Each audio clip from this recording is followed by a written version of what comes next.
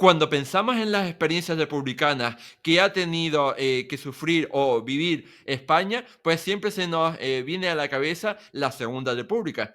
Ese experimento, digamos, político que tuvo España entre los años 1931 y 1939 a nivel oficial. Pero lo cierto es que esta es la Segunda República porque hubo una Primera República. Una Primera República que está mucho menos divulgada y mucho menos conocida entre el gran público. Y por eso hoy quería hacer este programa para conocer un poco más este primer acercamiento al régimen republicano. Y para hacerlo, hoy he tenido el placer y el honor de contar con un gran conocedor del tema para que nos hable sobre ella. Él es Javier Santamarta del Pozo, politólogo, escritor y divulgador histórico. ¿Qué tal estás, Javier? Óscar, pues bueno, pues encantado de que me hayas invitado una vez más, de estar aquí con tu programa, que ya es un programa de referencia, que es un programa en el que están además viniendo pues los mejores autores, historiadores y divulgadores históricos. Uno no es historiador ni pretende serlo, a un programa como el tuyo, ya te digo, que es de referencia. Y que en el fondo todos estaríamos encantados de hacerlo en directo desde las Canarias. O sea, que es lo que nos gustaría para ir a darte un abrazo. Por supuesto, aquí te espero para recibirte con los brazos abiertos. Y no podría contar con una mejor persona para hablar sobre este tema porque tú has publicado un libro muy bueno sobre ello, sobre la Primera República. Y además que, la verdad, bueno, es feo que que diga yo que no me ha quedado mal, el librico, pero es el libro que más me ha costado. O sea, me ha costado unos 3 años de trabajo, porque es un periodo que, aunque sea muy corto, es muy intenso. Y aparte de ser muy intenso, pues yo quiero hacer un libro, pues eso, divulgativo, de divulgación, que no se había hecho. El siglo XIX a mí siempre me ha fascinado, desde que lo estudiamos en la carrera.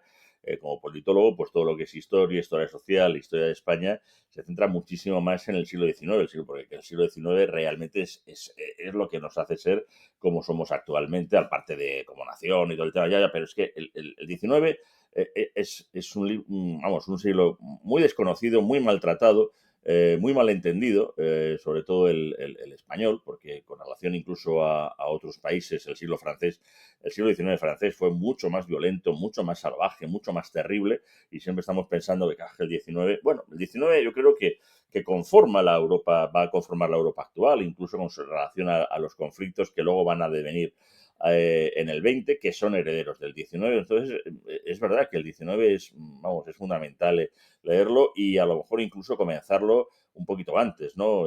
Ahí está muy bien la relación que hace Daniel Acuyé, cuando en su libro sobre el 19 empieza en el 18, porque no podemos entender si en el momento dado de las revoluciones, si en el momento dado también de las guerras napoleónicas, todo lo que va a ser un siglo que es verdad que empieza en ese final del 18. Y a mí el tema de la Primera República, pues me llamaba mucho la atención, me fascinaba. Y a mí me hubiera gustado llamarlo de otra manera. La editorial Almuzara lo quiso poner en una colección de eso no estaba en mi libro que es verdad que ha funcionado muy bien, pero mi intención era titularlo, pero ¿hubo alguna vez una Primera República? Que al final ha quedado como el nombre del primer capítulo, porque es que parece que, como bien has dicho, parece que cuando hablamos de temas republicanos, caramba, no hay en la Primera República. O sea, siempre hablamos de la Segunda República, llega el 14 de abril y la gente sale con las banderas republicanas y todo el tema. Que bueno, que banderas republicanas, la verdad que fue un poco desastre, ya no incluso por lo que supone de quitar una bandera nacional que no pertenecía a una saga monárquica ni nada como la bicolor, aparte de sus orígenes como la Armada, sino precisamente por el levantamiento del 7 de julio que se hace con los liberales luchando contra el absolutismo de Fernando VII, con esa milicia nacional. Es que es una bandera nacional, el propio Vicente Rojo lo reconoce, y los cambios que se hacen en el escudo. Es que no tiene nada de republicano, ni la bandera ni el escudo, de verdad, es un desastre, pero que el 14 de abril ahí salen ahí todos los que se llaman republicanos, que yo creo que son más bien secondo republicanos, porque luego llega eso, el 11 de febrero, y nadie dice nada de la Primera República, nadie la conmemora. Dicen, es que fue un desastre. Yo digo, y la segunda no fue un desastre. O sea, no, hombre, la segunda se consiguieron grandes logros. Y en la primera. Es que no entiendo por qué. Ha pasado hace 2 años el 150 aniversario, o sea, siglo y medio, una cifra bonita, 150 aniversario. Ha habido un congreso en Cartagena, ha habido una cosita así, que en Cartagena, porque claro, el tema cantonal le pone. Yo no he visto así tampoco grandes publicaciones, que era un año, pero ni siquiera en televisión. El fin de semana, además el 11 de febrero de hace 2 años, el que conmemoraba el de 2023, pues cayó un fin de semana, era un buen, pues bueno, qué momento muy bueno para los periódicos, para sacar los temas culturales y tal.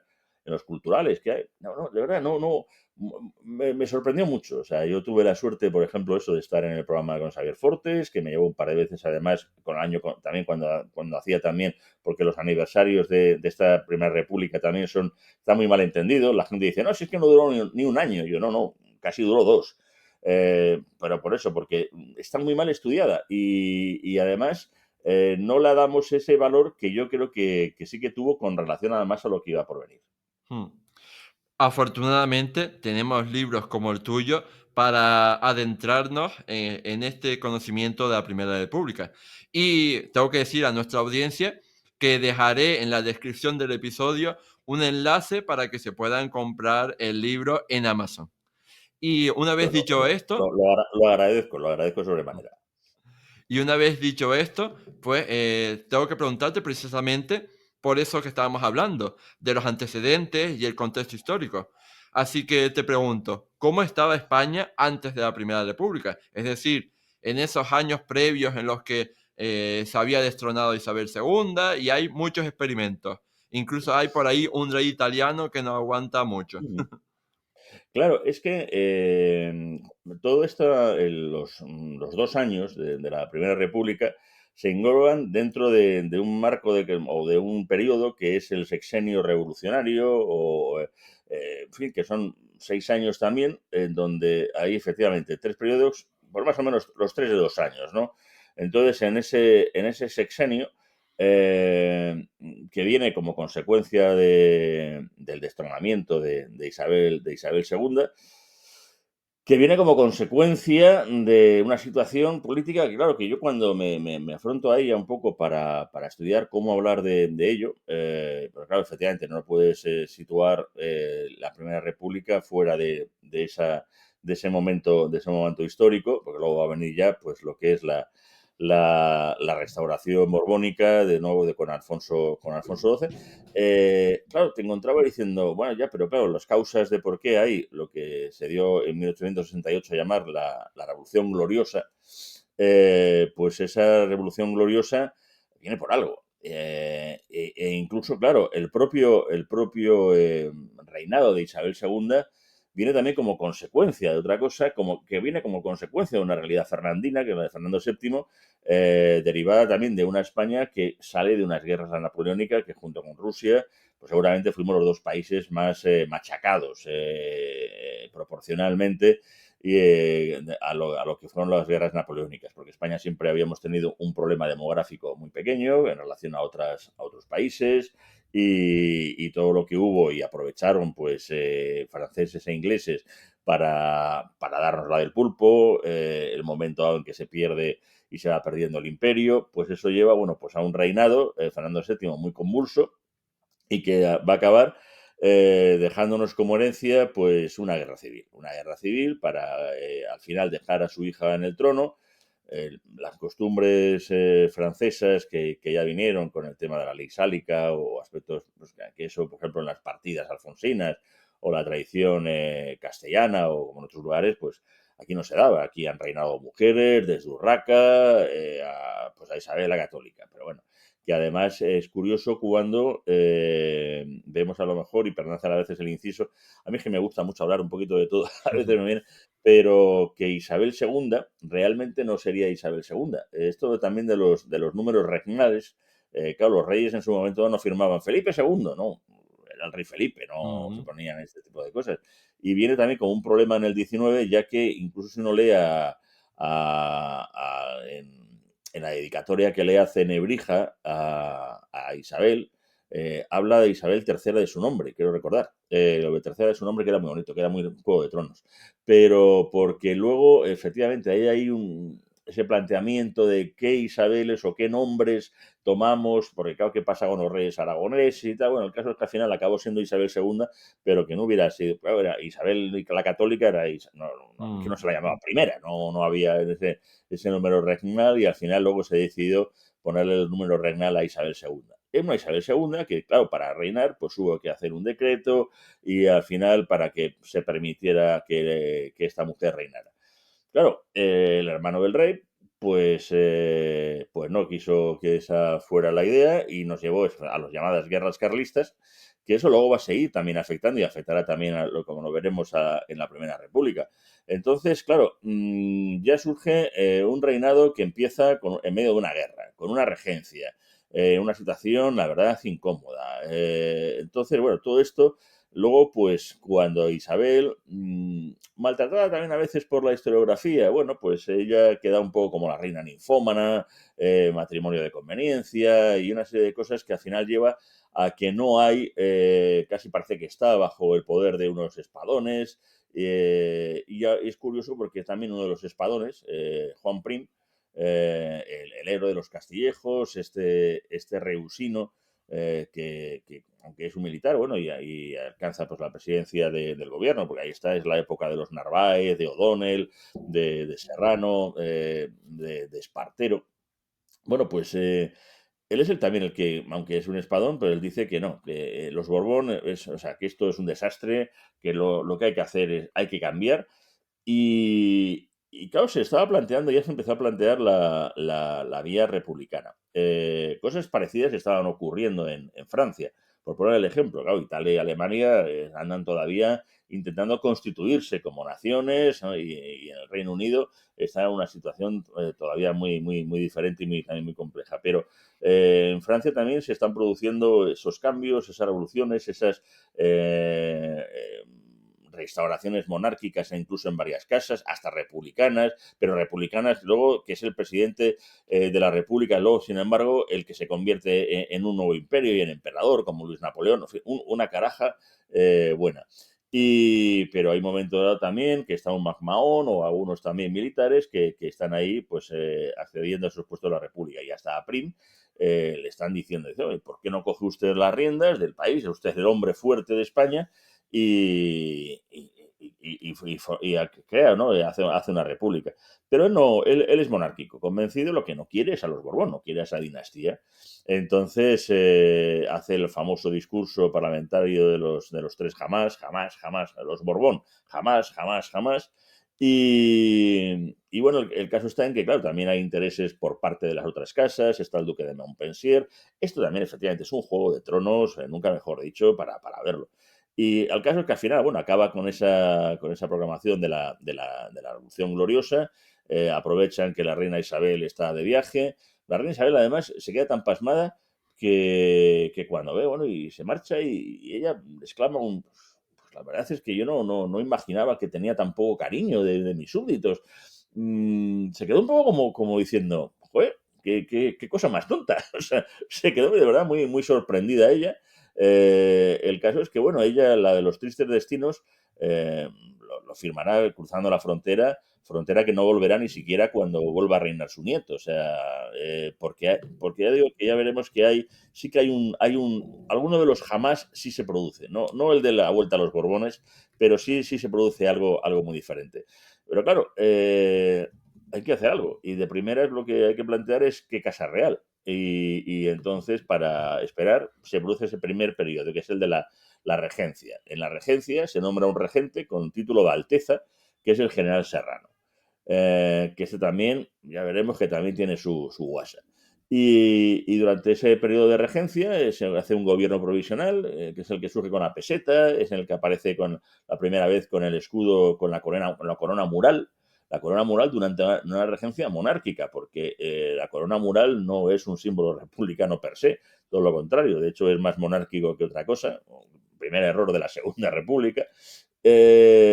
Y al final, pues entre las luchas entre los candidatos franceses, prusianos, austríacos, alemán, porque ahí también Francia bueno, los poderes continentales, quieren poner su candidato. Y eso incluso es una de las causas de la guerra franco-prusiana, según se dice. Bueno, el caso es que al final se acaba porque tampoco quiero estar, porque es verdad que me extiendo mucho, perdonadme, en la elección de una casa, la casa de Amadeo Saboya, una casa menor, pero en la que no hay ningún problema. Y el único problema es que el hombre fuerte, que es Prim, pues va a ser asesinado en la calle del Turco. No se sabe por quién. Bueno, podemos ahí meternos en muchas. Ahí está también el estudio de Francisco Avellán, de Pérez Avellán, y al respecto de los intereses también de la Casa de Montpensier.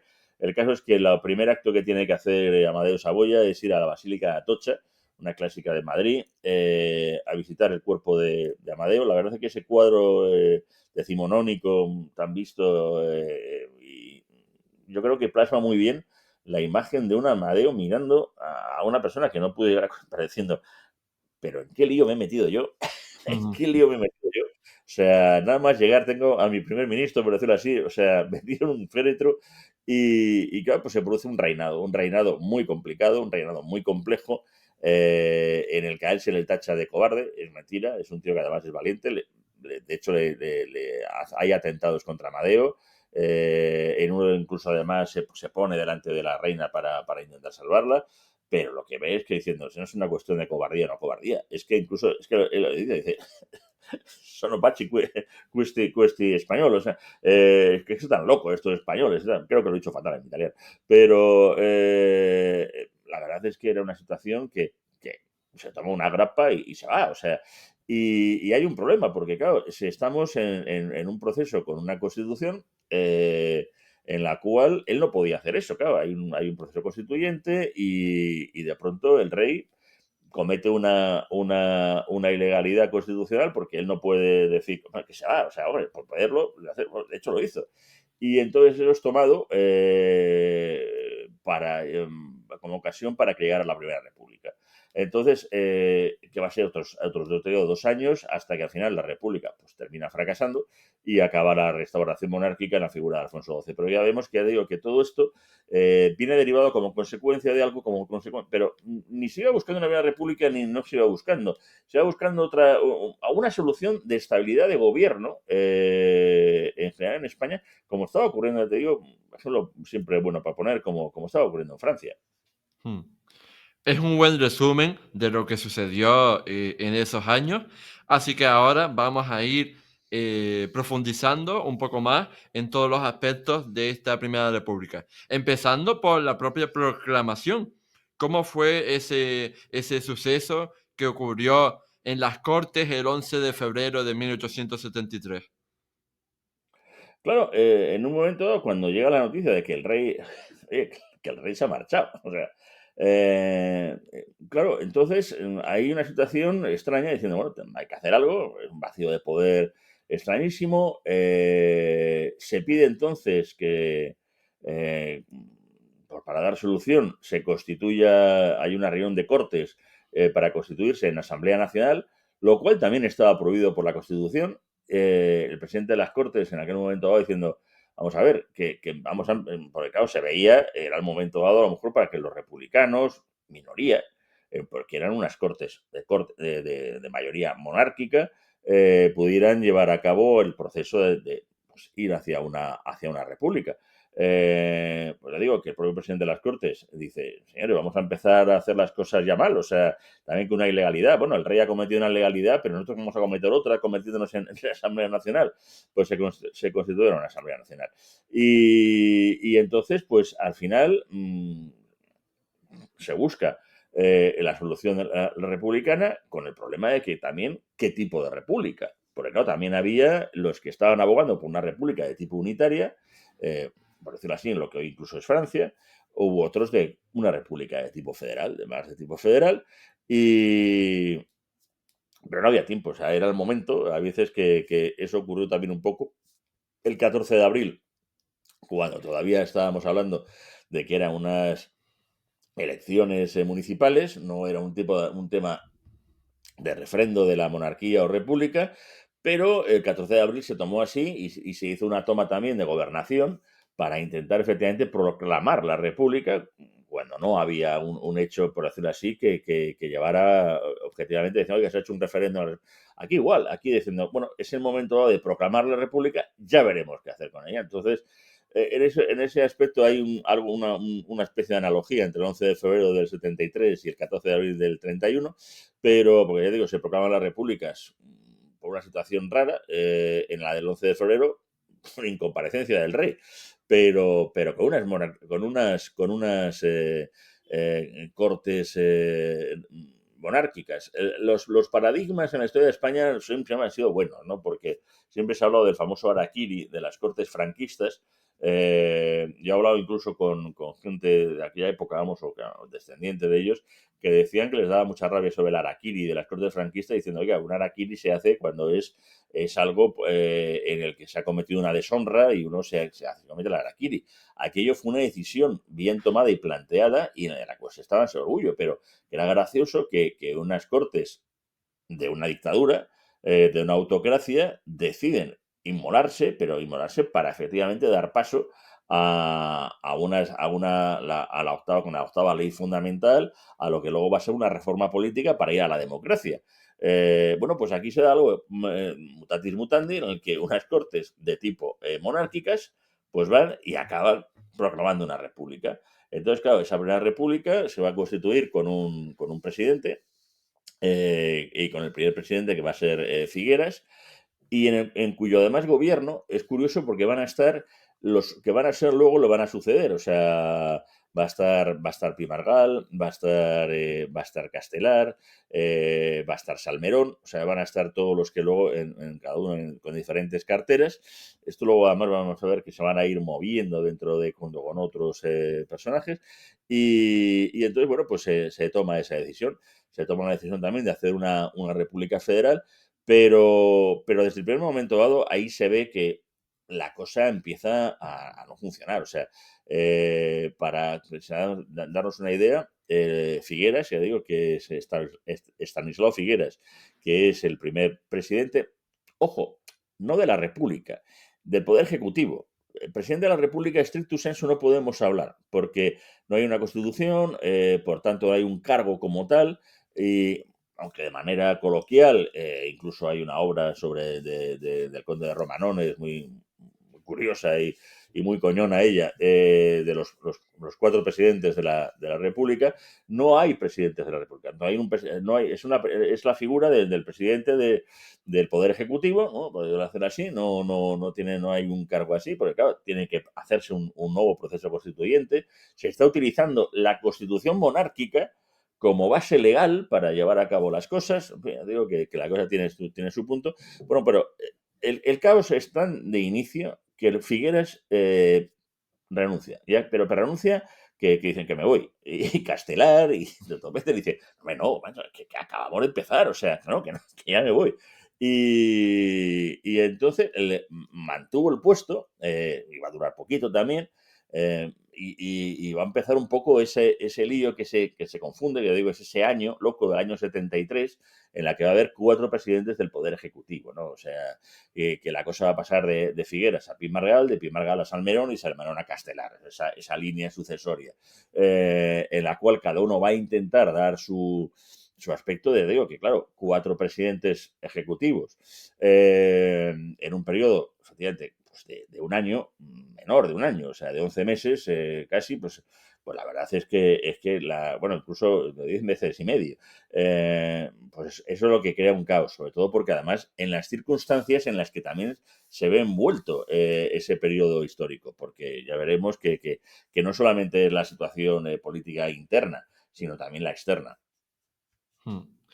Como tú decías, la historia de la República Española, de la Primera República, está marcada a fuego, digamos, por el día 3 de enero de 1874, que divide el régimen en dos.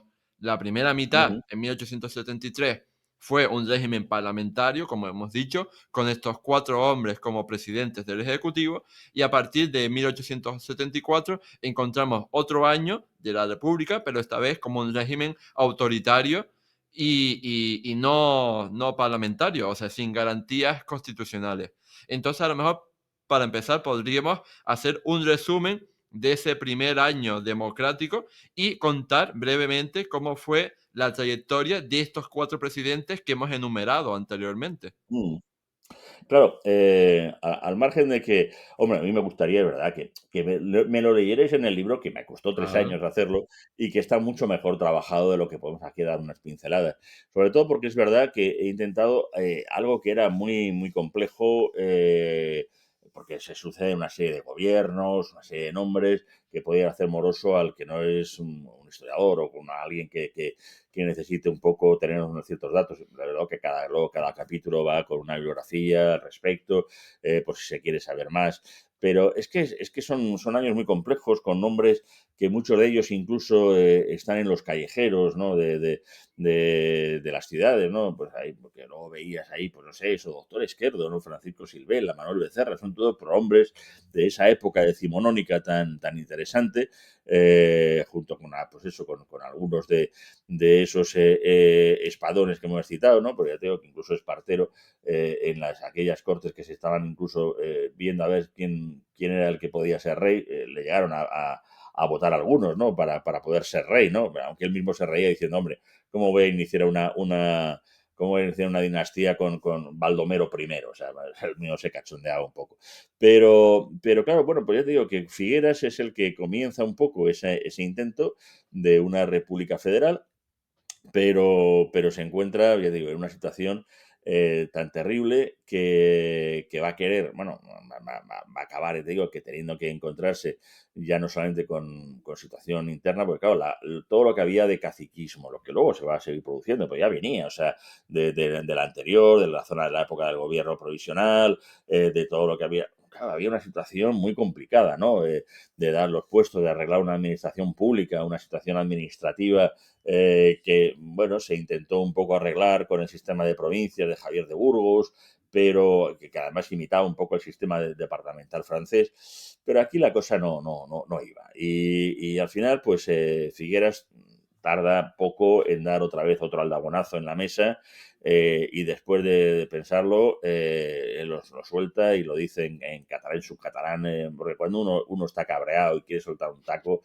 lo sueltas en el idioma realmente materno, el vernáculo, ¿no? Que en el catalán y el famoso de señores, estoy hasta los cojones de todos nosotros, lo soltó en catalán, o sea, y él le pidió a su secretario que por favor, que le pidiera el coche, el tren, vamos, para el coche así oficial, se fue dando un paseo por el Retiro, y se fue para Francia, y se fue, o sea, muy al estilo de Amadeo, o sea, 2 personas ya tenemos que se marcha, y claro, nos viene un Pi Margal, que este era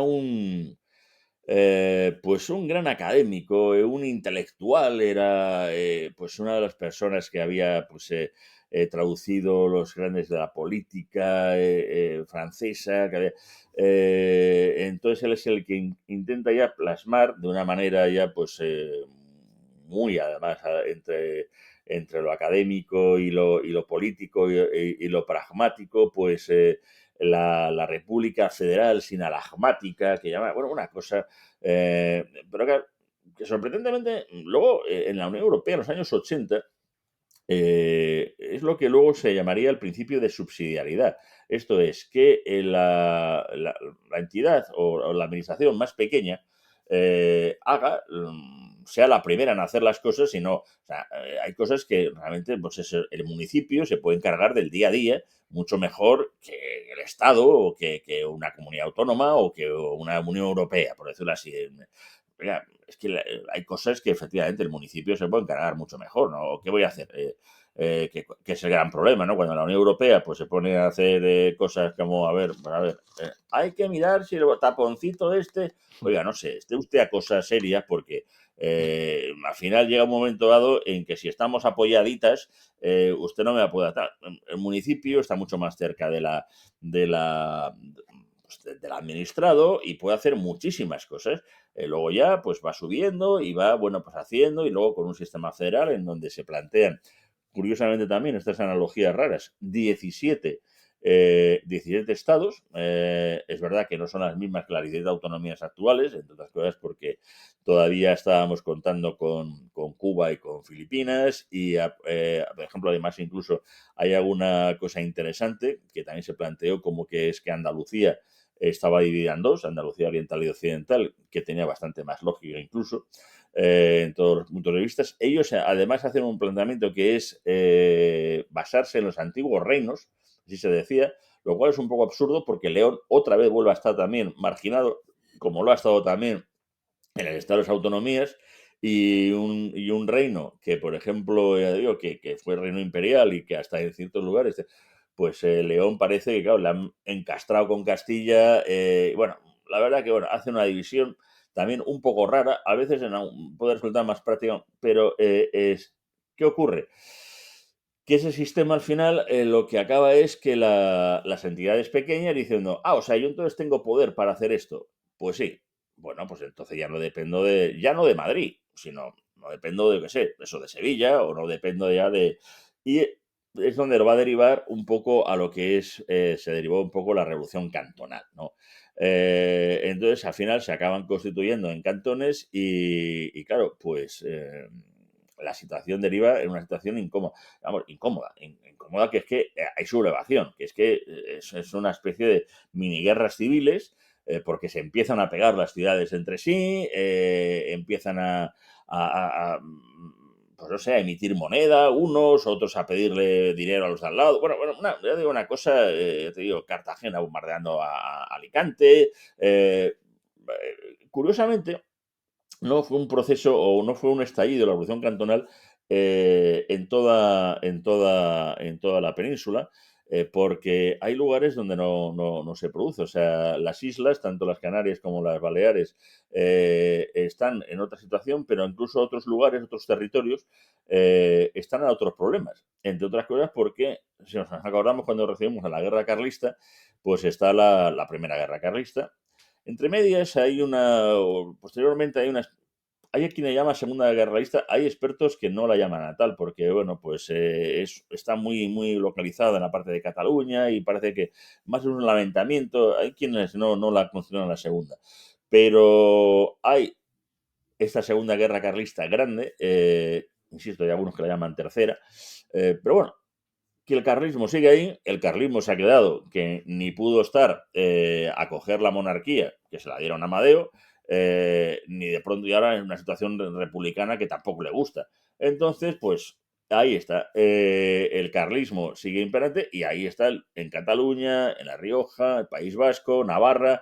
Claro, entonces ahí ya no es situación de cantonalismo, ahí hay pues, es la situación que nos encontramos, por un lado, también con una revolución cantonal, por otro lado, con una guerra carlista, y es verdad que antes que hemos citado a Cuba, y en Cuba hay otra guerra, que es la Guerra Grande. Siempre pensamos en el desastre del 98, en la guerra, que sería también, esa sí que sería la tercera guerra, porque hay una guerra grande, se llama así porque son 10 años, una guerra chica, y la guerra hispano-norteamericana, ese desastre del 98, que por cierto, perdón la cuña, pero es que dentro de un mes, o sea, casi justo, o sea, el 26-27, se va a hacer las séptimas jornadas de la Leyenda Negra en San Lorenzo del Escorial, que este año están dedicadas al desastre del 98. O sea, va a ser una cosa muy curiosa. Lo digo que todavía entradas quedan. O sea, que bueno, ya yo lo digo, nada, jornada de Leyenda Negra San Lorenzo del Escorial, pero que ya digo que ya es la séptima. Además, Óscar ha estado en algunas Ujú. ediciones anteriores, se la pasa muy bien. Pero que además va a haber la recreación del sitio de Valer, va a estar muy interesante. Pero todo el mundo pensamos que la guerra de Cuba, y hablamos de la guerra de Cuba, ¿no? La República, hablamos de la Segunda República. Bueno, la guerra de Cuba, pues hubo donde se perdió fue la tercera. Y aquí hay 10 años, porque venían cosas también muy derivadas. Lo vemos que siempre, cuando se dejan los flecos mal, cuando en la Constitución del 12, cuando se empieza en el siglo XIX, con el tema del esclavismo, porque el esclavismo negrero sigue estando ahí. Y hay los intereses, sobre todo, de la alta burguesía catalana, esa alta burguesía y ese esclavismo negrero que van a convertir Cataluña en la riqueza que tiene muy especialmente, y toda la grande burguesía y esa Barcelona nueva que se construye, y ese Eixample y ese barrio gótico, bueno, pues esto se lo debemos, pues eso, a base de la esclavitud negrera, cosa que no gusta mucho y nada más se pone en el marqués de comillas, pero no hablamos de los Güell o de los Gaudí o de todas tantas familias que hicieron. Y la esclavitud negrera fue una realidad en un imperio que es verdad que empieza hablando de súbditos a los indígenas y esas cosas, pero fuimos de los últimos países, y veremos que ahora, claro, durante la Primera República se va a intentar al menos, pues por ejemplo, la que estaba existiendo también en Puerto Rico, ya por fin también eliminarla, pero ya digo que la esclavitud como tal ya sería en tiempos de Alfonso XII, o sea, no se pudo ni siquiera eliminar en este periodo republicano. Con lo cual, pues hay una situación muy, muy, muy compleja. Pi Margall, pues se ve de nuevo superado. Por un lado, quiere mandar tropas, y además, claro, tiene que utilizar muchas veces generales monárquicos para intentar parar, y sobre todo los momentos dados de lo que es el llamado, con perdón, yo lo entiendo que esto es un pique también, pero el mal llamado Cantón de Cartagena, pero que es el Cantón Murciano. Lo que pasa es que la capital era en Cartagena. Es más, Cartagena se cabrea tanto que no se quiere, se dice que se quiso separar de España y que pide y que quiere ser parte de Estados Unidos. No, no, no. Lo que pide es amparo a Estados Unidos para que ponerse bajo la bandera de Estados Unidos no sea bombardeada por la Armada Nacional, por la Armada de la República. Pero en un momento dado, Cartagena, lo que se constituye es en capital de España. Cartagena dice que no, no. Esto es un desastre, va a ser Cartagena la capital de la República Federal de España, con dos narices. Bueno, esto es un lío y al final pues acaba llegando Salmerón.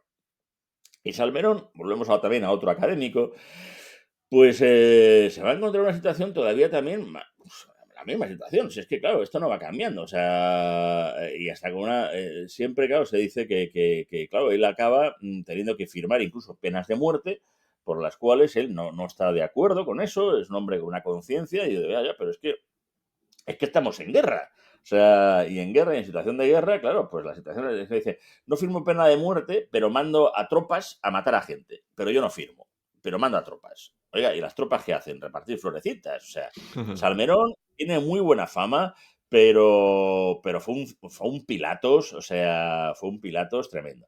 Y llega, pues, el hombre para todas las ocasiones, que diríamos, o sea, que es un Castelar. Castelar es una figura, a mí me fascina, a mí me fascina. Es un tío muy interesante.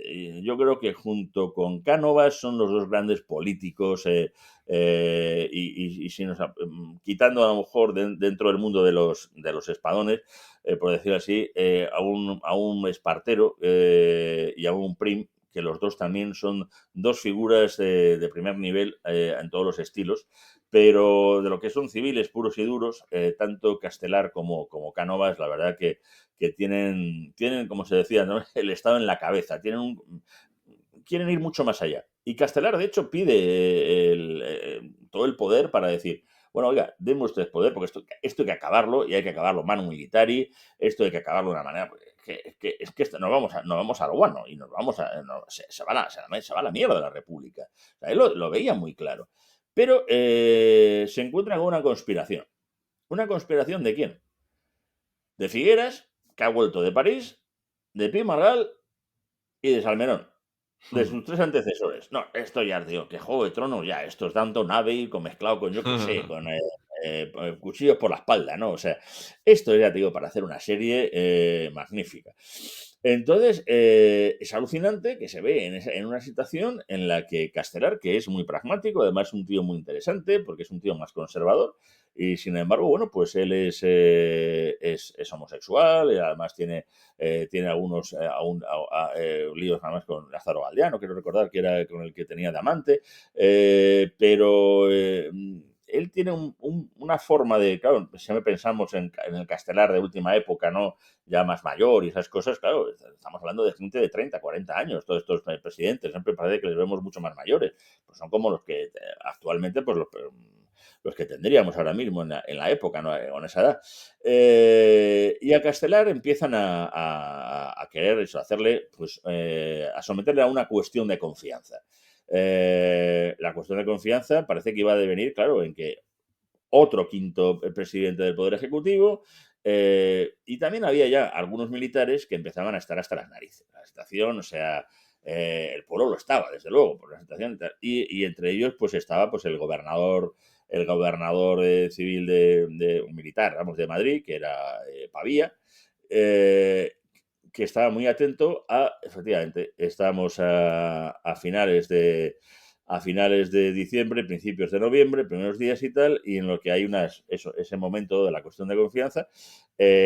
Castelar, que ya digo que, por ejemplo, él tiene en su haber quitado la esclavitud durante esa época, al menos en Puerto Rico, y haber acabado con la revolución cantonal.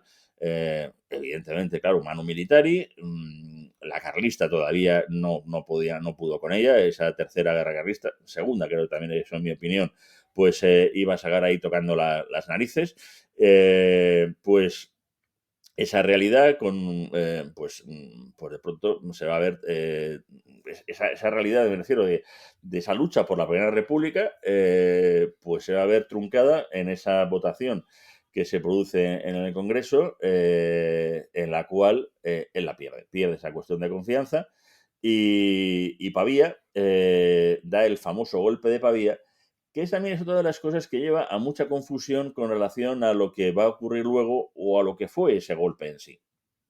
Mm. A propósito de esta intervención, quería decir dos cosas. La primera es que este podcast es simplemente una introducción, un picar la curiosidad a la gente. Y si quieres conocer más el tema porque has escuchado esto y te ha interesado, pues para ahí está el libro en el que puedes profundizar mucho más. Así que, pues eso, como decía, pues dejamos el libro en la descripción para que cualquier persona pues lo pueda comprar. Y también yo creo que voy a dejar en la descripción el enlace a las entradas de la jornada de Leyenda Negra del 98, porque desde luego es un evento súper interesante que recomiendo. Yo, por ejemplo, estuve en la jornada de la Leyenda Negra de Felipe II y vamos, que es un evento imprescindible que todo amante de la historia de España debería visitar alguna vez. Ahora, haciendo ese punto y seguido, pues quería preguntarte precisamente por ese, digamos, año autocrático, autoritario, sin parlamento ni garantías constitucionales, que inauguró el general Manuel Pavía en el 3 de enero de 1874 y que se materializó, por ejemplo, con el gobierno de Francisco Serrano.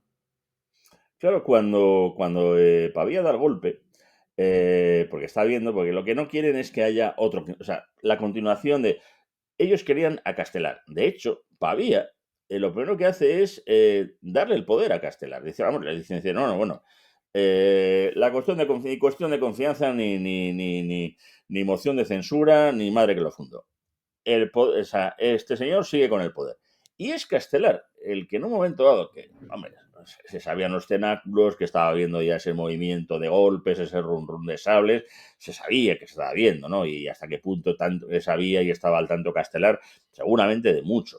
Pero es que lo que yo creo que Castelar lo que no pensaba es que de verdad iba a perder esa cuestión de confianza y se iba a ver quitado del Parlamento. Claro, lo que él no quería era mantenerse sobre Sables, ¿no? Sobre el poder, sobre el tema. Pero Pavía, porque incluso, claro, cuando Castelar además sale cabreadísimo, sabe alguna de las caricaturas y tal, el llamado y tal, que me parece indignante, que no, y así que no. Claro, le llegan a preguntar entonces a Pavía diciendo, bueno, entonces, ¿qué hacemos? El príncipe Alfonso, que está en Francia, está claro, pues está con su madre y le está siendo preparado. Está siendo preparado muy en secreto desde hace ya años por ese otro personaje de la historia, como es Cánovas, que él iba preparando al que era príncipe de Asturias, por decirlo así, al que era el heredero de un reino sin rey, o sea, había una república, pero Canova se estaba preparando. Mientras tanto, en los mejores colegios de toda Europa, en las primeras universidades, realmente fue el primer rey preparado, o sea, a la moderna manera que podamos entender, y estando en los mejores colegios, ya te digo que europeos, a ese príncipe Alfonso. Al príncipe Alfonso todavía es menor de edad, por tanto, tenía que haber una regencia otra vez. Y a Pavía, claro, le dicen, bueno, entonces, ¿qué hacemos hoy? Se proclama nuevo rey, se proclama Alfonso XII, y Pavía dice, no, no, vamos a ver, que si quiere usted el poder, que no, no, que a mí me dejen en paz, que yo lo que he venido aquí es a poner orden. Pero ni yo quiero tal, ni la república acaba, no, no, la república continúa. ¿Y quién aparece para tomar efectivamente el poder de la república? Serrano. Serrano, que es un ambicioso, es un personaje que tiene se le mete a todos, o sea, es sorprendente con lo de la memoria democrática de las calles, y a mí me hace mucha gracia, porque, claro, la memoria democrática nos va a algo que le ha hecho mucha pupa a nuestros abuelitos. Y lo digo yo, que mis dos abuelos estuvieron en cárceles franquistas, o sea, que la broma me la puedo permitir. Porque es que ya está bien, porque acá parece que nada más nuestra memoria democrática es a lo que a la memoria reciente, porque Narváez, coño, el Espadón de Loja era un salvaje, coño, y ahí tiene una pedazo de calle en Madrid como no está escrito. Serrano, o sea, que era un señor que fue un sinvergüenza, o sea, y tiene una de las calles más emblemáticas de Madrid. Y el general Serrano, que había sido regente durante la regencia de una monarquía sin rey, con título de Alteza Real, pasa a ser presidente del Poder Ejecutivo de la República. Pero bueno, este tío es un cachondo, o sea, este le da igual a 880, pues le daba igual a 880.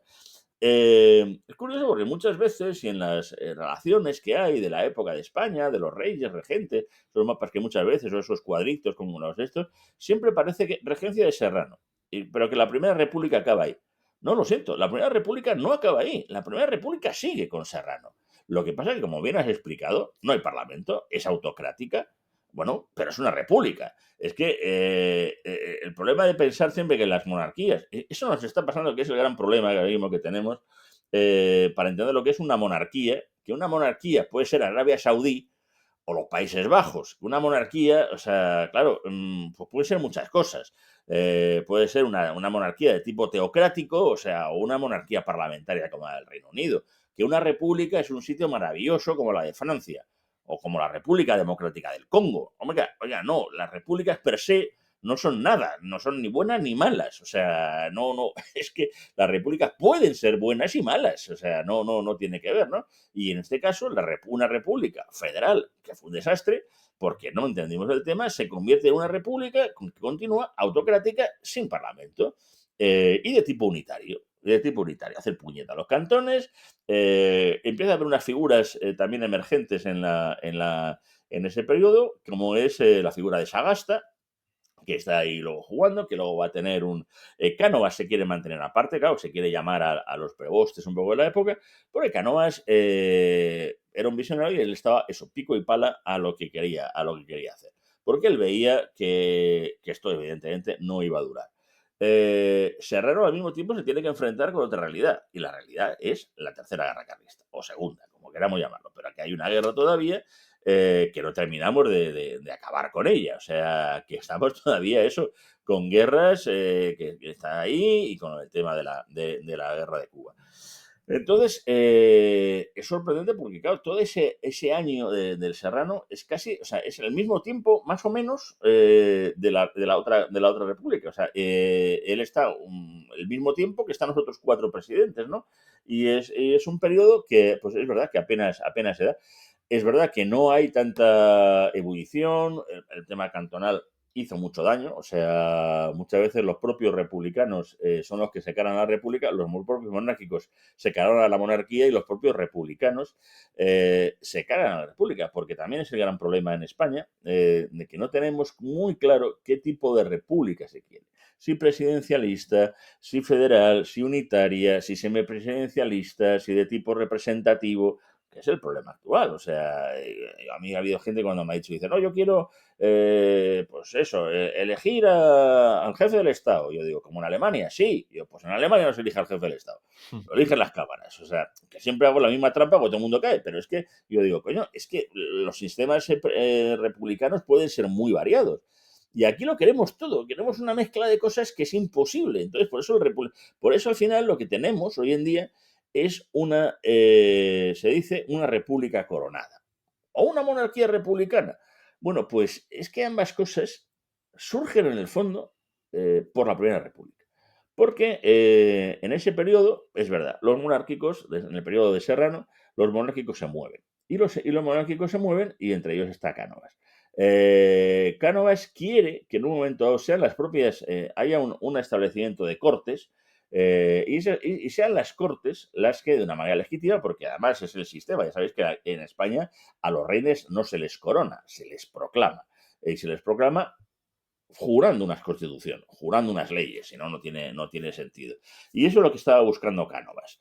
Pero hay algunos que estaban más nerviosos, entre ellos Martínez Campos. Martínez Campos, el pacificador, porque claro, va a ser el que va a dar fin a la puñetera guerra carlista, por eso va a tener ese es el tema. Él ya ven que el periodo de Serrano ya no está en el tal, y entonces se mueven para hacer una proclamación, pero una proclamación que no la quería Cánovas, que ya te digo que el muñidor de esta restauración, que era por parte del ejército. Hombre, no se quería otra vez volver a esas cosas de los principios del 19, otra vez a base de decisiones por parte de espadones. Y bueno, Serrano estaba muy pendiente de Martínez Campos. Martínez Campos le hace una 13-14 diciendo, no, si voy a ver a unos amigos, y mandó luego un regimiento muy pequeñito. La verdad que es que cuando luego Serrano le pillan yendo hacia el norte, precisamente eso, a enfrentarse con el tema del conflicto carlista, es en Sagunto donde finalmente va a hacer la proclamación. Esa proclamación que se hace por parte de Martínez Campos, de una manera en que eran muy pocos. O sea, es que el ejército republicano, por decirlo así, o el gobierno el ejército gubernamental, hubiera podido acabar con ello. O sea, porque el resto de las capitanías, muy un poquito parecido a lo que pasó a lo mejor un 23 de febrero del 81, se quedan expectantes diciendo, pero bueno, ¿este tío qué hace? Y proclama a Alfonso XII. Y diciendo, bueno, ¿qué hacemos? O sea, y yo creo que hay un hartazgo. O sea, el PAN está diciendo, mira, esto, yo creo que no podemos continuar así. Esto ni es una república, no sé qué leche somos. Hay algo que no sé. Yo creo que digo, hartazgo generalizado de una situación de inestabilidad, pero que ya digo, con guerras abiertas, etc. Y, y sale adelante y funciona. Funciona esa proclamación. Digo, Cánovas tiene un cabreo de narices con Martínez Campos, que no está ni medio normal. Y claro, cuando vuelve, claro, Alfonso XII, pese a todo, para efectivamente hacerse cargo, claro, te digo que hay que empezar a preparar un periodo constituyente, hay que empezar a preparar todo, una cosa que no era la idea. Yo relato señalo, porque a mí además me gusta mucho siempre en todos mis libros hacer referencias cinéfilas, porque creo que el cine también nos cuenta muchas cosas, y hombre, hay cine bueno y cine malo como todo, pero hay una obra, una película, que es ¿Dónde vas, Alfonso XII? Que aparte de que la Paquita Rico estuviera espantosa a mí, y fuera un pseudo musical, yo qué sé, pero de verdad, las partes incluso políticas de esa película, son muy interesantes y están muy bien hechas, muy bien reflejadas por grandes actores de la época. Como los que hacen de la época con la lucha de Montpensier y tal. Está muy bien. Es una película que recomiendo, pero hay un momento dado que recoge una anécdota que fue así, y como dice Simone Vero Ventrovato, y es en el momento dado de la entrada de Alfonso XII, de ese proclamado Alfonso XII, a Madrid ya como rey, con una persona ahí en una de las farolas gritando ¡Viva el rey! ¡Viva el rey! ¡Viva el rey! Y a uno al lado le dice, por Dios, no grite tanto que se va a quedar usted afónico. Y dice, más grité cuando echamos a la madre. ¿Qué ha pasado aquí? O sea, un mismo tío que grita que echó a la madre, pero está el tema. Ese tío que era republicano, monárquico. Bueno, es que efectivamente Alfonso XII ya venía además con una lección muy aprendida. No puedo ser como mi madre, y por supuesto ni de coña como mi abuelo. El poder tiene que estar en el Parlamento, el poder tiene que estar en unas cortes, tiene que haber una constitución. O sea, todo lo que la Primera República estaba encauzando, tenía la idea, va a estar yo creo que presente en el gobierno de Alfonso XII. El gobierno de Alfonso XII, desgraciadamente, se trunca por la muerte de él, además porque él es un tío que se involucra, que va a visitar zonas depauperadas, zonas donde él acaba enfermando. Eh, sí, un rey muy popular, aparte del tema, y es verdad que sí, que tenía sus amantes y sus borbonadas, vale. Pero era un tío efectivamente muy preparado y nos hubiera llevado a lo mejor a un tipo de monarquía parlamentaria clásica y moderna, muy a lo mejor el estilo, es el ejemplo del Reino Unido, y creo que seguramente incluso, claro, esto ya es hacer política ficción y esto por supuesto es mi Mm. opinión, que es opinable y por tanto se puede estar completamente en contra. Pero creo que si no hubiera fallecido, y es verdad que la regencia de Diego de María, se encontró María Cristina con una movida muy... Y no es lo mismo ser rey que... porque al final es que este hombre la han estado preparando toda su vida, o sea, para esa situación.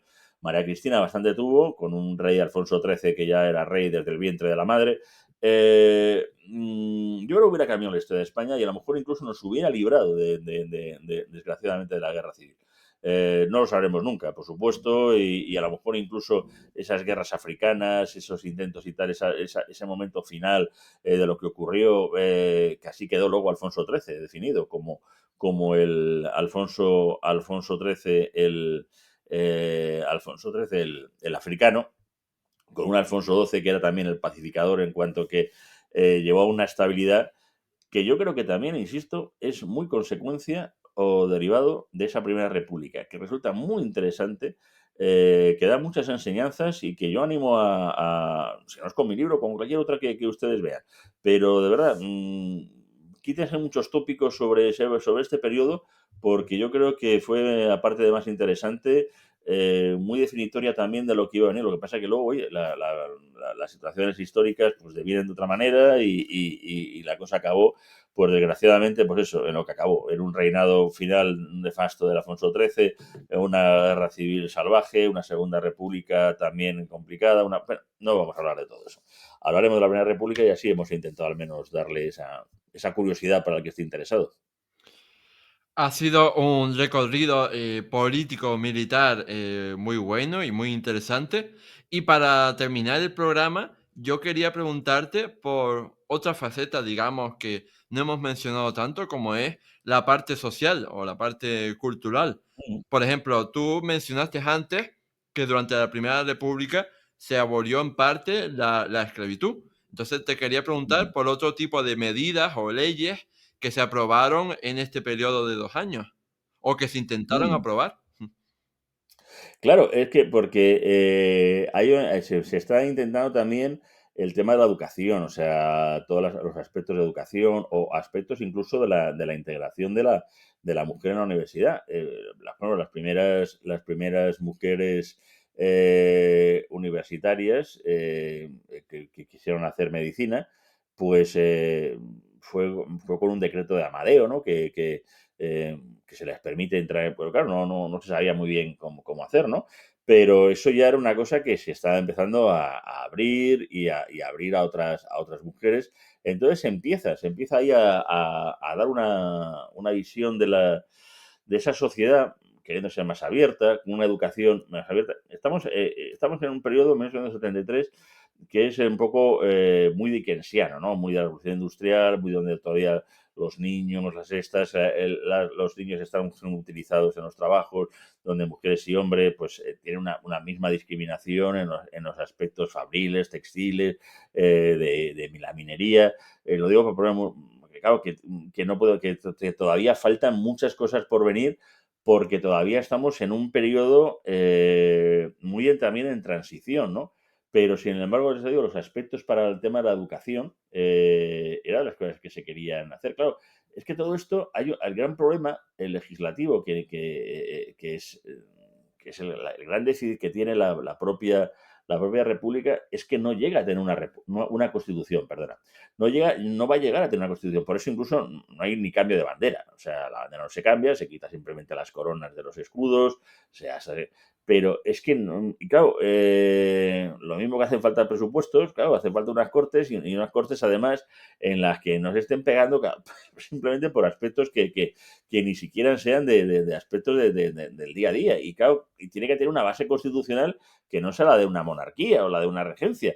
Entonces, claro, se vio muy difícil, o sea, la actualización o modernización que buscaba esa Primera República, pues es que, claro, no le dio tiempo porque el periodo de corte realmente, pues fue eso, 11 de febrero del 11 de febrero del 73 a ese 3 de enero del 74. O sea, tío, es que no llega ni siquiera a los 12 meses. Entonces, pues apenas realmente se pudo hacer más allá de proyectos. Sí.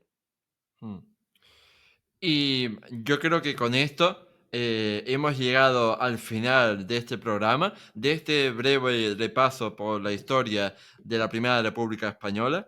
Y llegados a este punto, pues yo solo quería agradecerte infinitamente a ti, Javier, por haber venido aquí al podcast de historia a desvelarnos un poco la historia de esta Primera República que tan desconocida es por el gran público. Así que muchísimas gracias por todo.